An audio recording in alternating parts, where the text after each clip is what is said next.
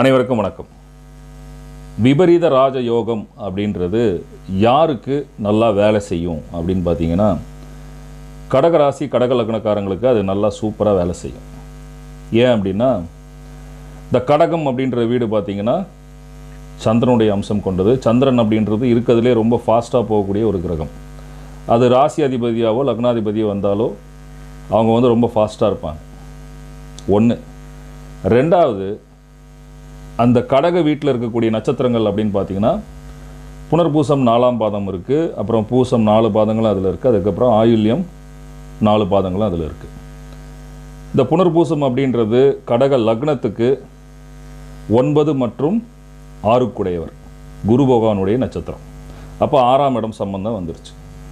பூசம் அப்படின்றது கடகத்துக்கு 7 மற்றும் 8 சனி பகவானுடைய நட்சத்திரம். அப்போ 8ஆம் இடம் அப்படின்றதும் வந்துருச்சு.